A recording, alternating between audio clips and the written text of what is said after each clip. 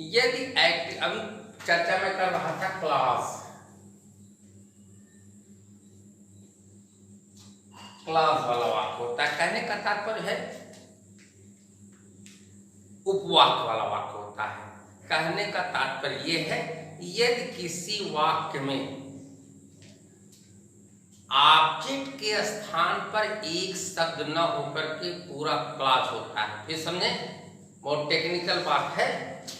यदि वाक्य हो वह क्लॉज वाला हो, माने दो उपवाक्य से जुड़ा हो, कनेक्टिव या कंजंक्शन से, और उस वाक्य का ऑब्जेक्ट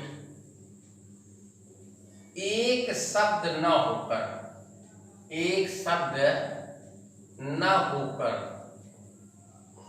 पूरा क्लॉज होता है, तो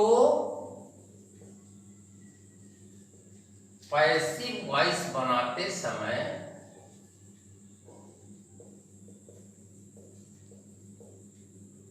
कर्ता के स्थान पर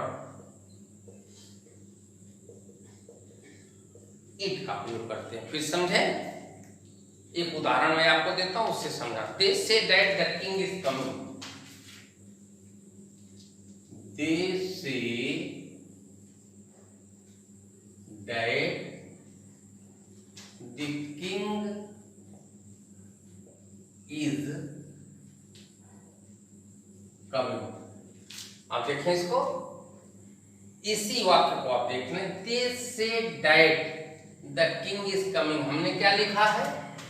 वाक्य हो, वाक्य में ऑब्जेक्ट के स्थान पर दे से वे कहते हैं, क्या कहते हैं? That the king is coming. एक शब्द नहीं हुआ है ऑब्जेक्ट स्थान पर, कहने को तो पूरा क्लॉज हो गया, द किंग इज कमिंग। यदि इस प्रकार का वाक्य आता है, पूरा क्लॉज होता है, एक शब्द नहीं होता, तो पैसिव वॉइस बनाते समय सब्जेक्ट के स्थान पर इट का प्रयोग करते हैं। अब यहां देखना होगा, इट का प्रयोग हमने कर दिया, लेकिन दे से ये प्रेजेंट इंडेफिनिट है, तो इसका हो जाएगा it is said bye them. It is said bye them that, और ये क्लॉज इसी तरह से लिख दिया जाएगा, that the king is. Doubts न रहे, फिर एक बार इसको सुन लीजिए। यदि किसी वाक्य का ऑब्जेक्ट एक शब्द न होकर के पूरा क्लॉज होता है, तो पैसिव वॉइस बनाते समय सब्जेक्ट के स्थान पर, कहने मतलब नए सब्जेक्ट के स्थान पर इट का प्रयोग करते हैं। उसके बाद चूंकि दे से प्रेजेंट इंडेफिनिट का भाव दे रहा है, प्रेजेंट इंडेफिनिट है, इसलिए it is said bye them, ये पैसिव वॉइस बदल गया, और दैट कंजंक्शन और शीर्ष वाक्य ऐसे लिख दिया जाता है। लेकिन इसमें एक माइन्यूट थिंग्स है, माइन्यूट रूल है। यदि ये भी ट्रांसफर हुआ, क्योंकि इसका ऑब्जेक्ट ये हुआ, अगर उस क्लॉज की क्रिया भी ट्रांसफर हो, तो ये भी पैसिव वॉइस बदल जाएगा। कहने का तात्पर्य ये है, अब दो नियम इसमें लगेगा था।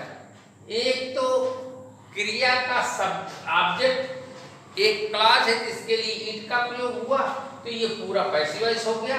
मान लीजिए ये क्लॉज जो लिखा गया है, इस क्लॉज में भी ट्रांसफर का प्रयोग हुआ हो, तो पूरा क्लॉज ये भी पैसिव वॉइस में बदला जाएगा। For example, they said that he has done his work. अगला है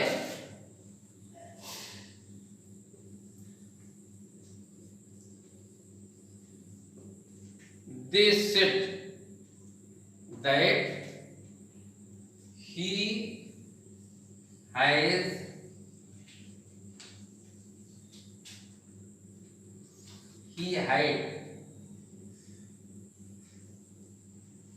he had done his work। अब इसको आप समझ लीजिए, एक तो दे सेड माने उन लोगों ने कहा, क्या कहा? he had done his work, उसने अपना कार्य कर लिया है, उसने अपना कार्य कर लिया है। एक तो आप देखें, एक नियम ये है, एक क्रिया ये है जिसका ऑब्जेक्टिव पूरा बन रहा है, लेकिन अब इस क्लास में भी आप देखेंगे तो डन भी ट्रांसिटिव वर्ब है। तो जब डन ट्रांसिटिव वर्ब है तो इस क्लास का भी पैसिव वॉइस हो जाएगा। इसको आप देखें, it was said bye them that. अब इसमें भी आपको देखना होगा कि नया सब्जेक्ट क्या होगा? His work. नया सब्जेक्ट हिज वर्क होगा, तो हिज वर्क इधर लाएंगे, that his work had been done by him, his work had been done by him। अब देखें, ये इस तरह से वाक्य होगा तो उसका पैसिव वॉइस इस तरह से बनेगा। ये थोड़ा सा कुछ टेक्निकल लगता है, लेकिन यदि पढ़ेंगे और समझ लेंगे तो टेक्निकल नहीं है, समझ में आ जाएगा। फिर से एक बार देख लें, एक संक्षेप में हम आपको बता देते हैं।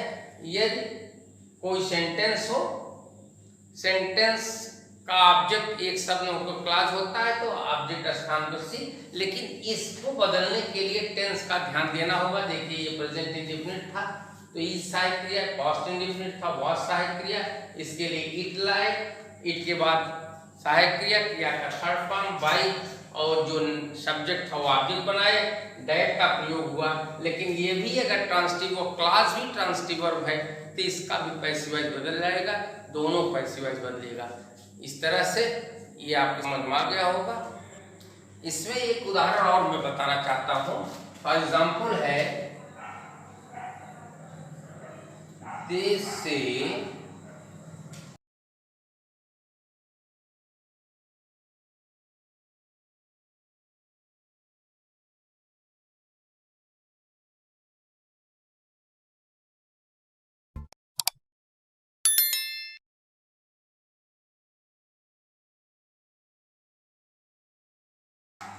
आप देखें, अब फिर थोड़ा सा ये पहले टर्न पर है, टर्न जो था पहला वाला उसी टर्न पर, क्योंकि कहीं कंफ्यूजन आपको पैदा ना हो जाए, इसीलिए हम इस उदाहरण को रखें।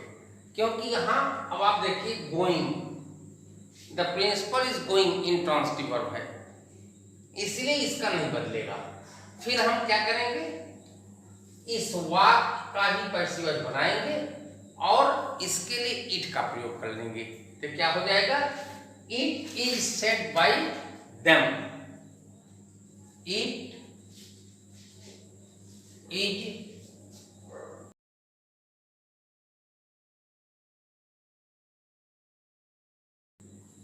Is said bye them that, यहां लिख देते हैं, ये यहां लिखते हैं, it is said bye them that the